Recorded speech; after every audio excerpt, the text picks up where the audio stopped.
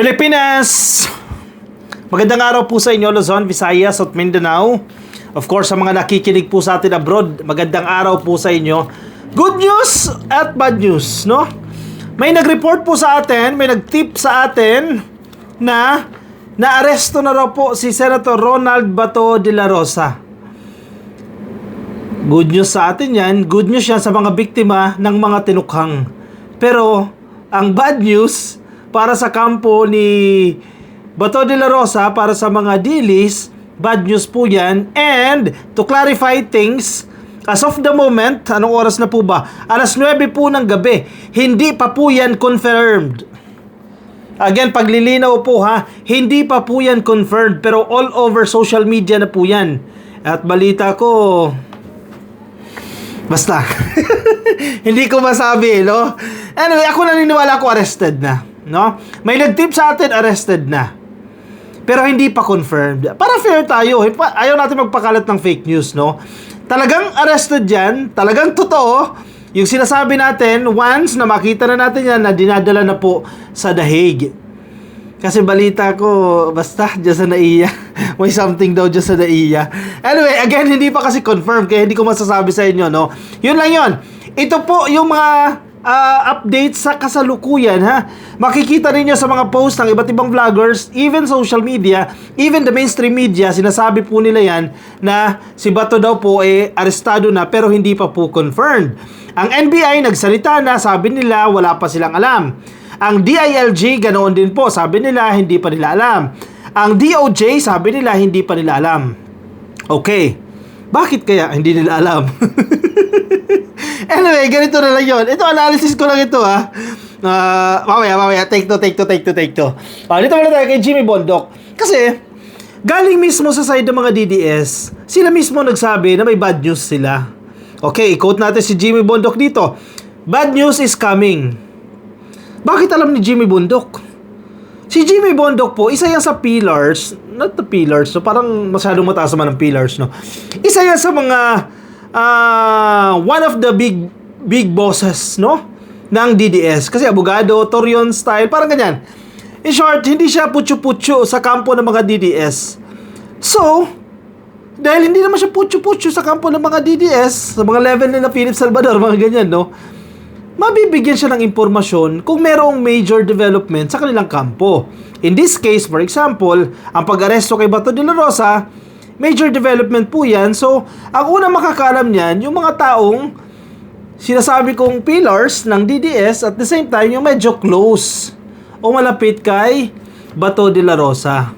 Hindi naman agad ibubulgar yan, kasi may dahilan kung bakit hindi ibubulgar. Mamaya kwento ko sa inyo, no?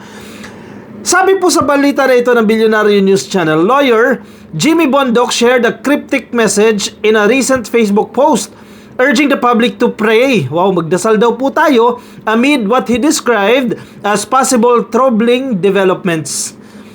In fairness si Jimmy Bondoc, maingat pa rin siya. Wala pang 100% confirmation na talagang naaresto na. Ito daw po isang troubling developments. Uy, take note of the word, ha. Troubling developments. Mamaya babalikan natin yan para matahin natin, no? Bad news is coming. Pray hard that it is not true for the good of the nation, sabi po ni Jimmy Bondoc. Yan, pwede niyo pong i-check yan. Bad news is coming. Ano to? Kung hindi totoong naaresto si Bato, eksena nyo lang to para mapag-usapan naman kayo? Para mapansin na naman kayo? Ano tong troubling development na ito? Bakit kakaunti lang ang nakakaalam? At nag-leak agad yan? Kasi may mga nag-post. Alam na nila yan. Hindi yan binubulgar. Pwedeng mali ako, ha. Disclaimer ka, Coffee, ha. Pwede pong mali ako. Feeling ko lang, kung sino man po yung umaresto dito kay Bato, very careful.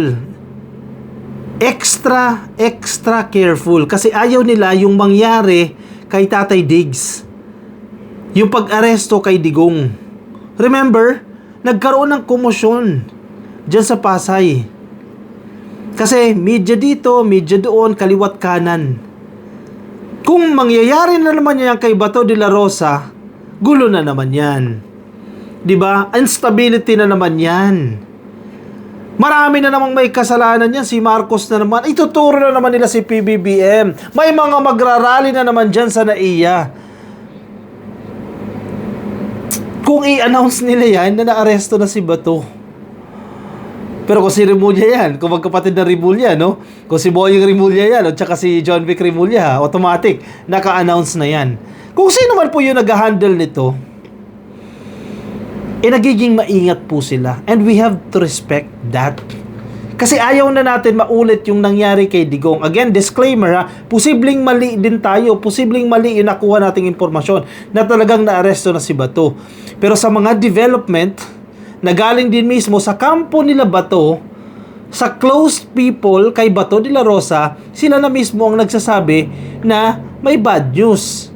At ito nga po yung pag-aresto kay Bato de la Rosa. Traveling development. Bakit? Lumalaban.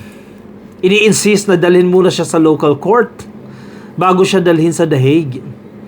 Kasi pag dinala na po yan sa The Hague, masaya po si Tatay Digong. Anyway, sinabi na rin naman ni Bato de la Rosa yan na more than willing siya samahan yung matanda doon sa The Hague. Sinabi niya yan, term niya yung matanda. Hindi ko ini-insulto si Digong. Tatawagin ko siyang ganyan na matanda. Term nila mismo yan ng mga DDS na they would be happy to assist the old Duterte, the older Duterte. Di ba? Yan naman ang lagi nila sinasabi. Kumbaga, kung naaresto man talaga si Bato de la Rosa dahil meron siyang mabigat na kaso, crimes against humanity po ito Dahil po sa mga tinukhang nila, dahil po sa mga binawian nila ng buhay without giving them due process nung oplan tuktok hangyo nila. Pagbibigay lamang po ito ng hustisya sa mga biktima. At pag-fulfill yan sa pangako kay Digong, hindi na malulungkot si Digong. Magiging mag-isa na siya. Magiging may kasama na pala siya. Hindi na siya magiging mag-isa dyan sa The Hague. Kasi parating na dyan si Bato de la Rosa. Yun nga lang. Chiching, magkano ang kayang ma-afford ni Bato de la Rosa? Kasing yaman ba siya ng mga Duterte? Meron din ba siyang confidential funds na gagamitin para ponduhan yung staycation ng kanyang pamilya dyan sa Europa? Yung pambayad po sa kanyang mga abogado, 150 million a month. For sure, pwede naman siya mag-apply ng kumbaga, Public Attorney's Office version, no? O counterpart dyan sa The Hague. Pwede naman siya mag-apply. I think magka-qualify naman siya. Pero depende rin, kasi senador siya. Ang assumption dyan, may pera din yan. Diba? Or may naipon din yan. At isa pa, yung suporta ba na ibinibigay kay Digong ay maibigay din kay Bato de la Rosa dyan sa The Hague? Yung iba mga supporters ni Digong are not even supporters of Sara Duterte, kundi supporter lang ni Digong. Ano pa kaya si Bato de la Rosa? Hindi naman kamag-anak yan ni Digong. Diba? So, maia-afford ba kay Bato de la Rosa yung suporta na binibigay ng mga supporters ni Duterte?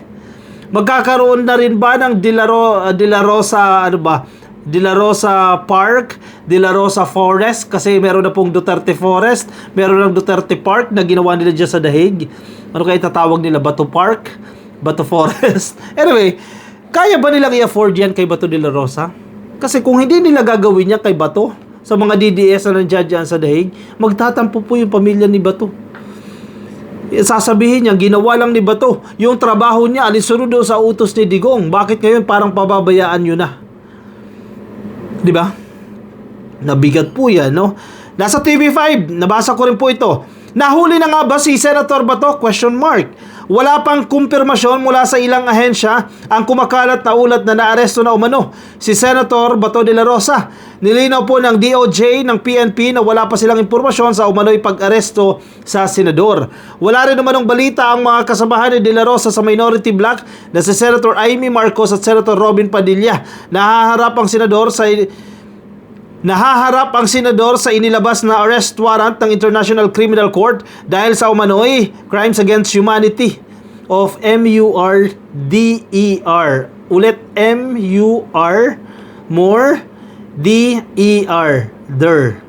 Ang bigat ng kaso po yan, no? Hindi na nagpakita sa publiko si De La Rosa mula nang lumabas ang ICC warrant noong November 2025. Saglit siyang nagpunta sa Senado noong May para bumoto lang kay Alan Peter Cayetano, pero hindi rin po nagtagumpay yung na style na yan ni Bato de la Rosa at nila Cayetano dahil eventually agad-agad the shortest the shortest reigning Senate President, excuse me, natanggal din po agad. Di ba? Wait lang, naghahanap ako ng development bago ko magpaalam sa inyo, no? Kasi babantayan natin itong balita na ito. Kasi meron daw heightened alert. Wow, totoo ba to?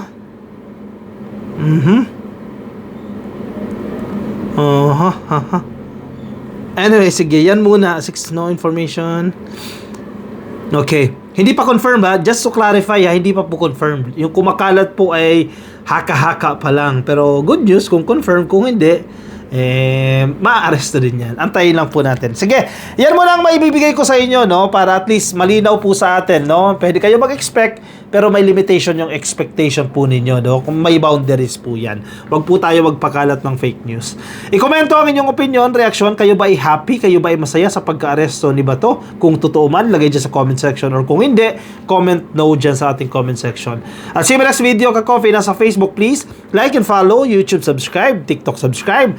At magkita-kita po tayo sa aking susunod na video. Paalam po sa inyo. Bye-bye.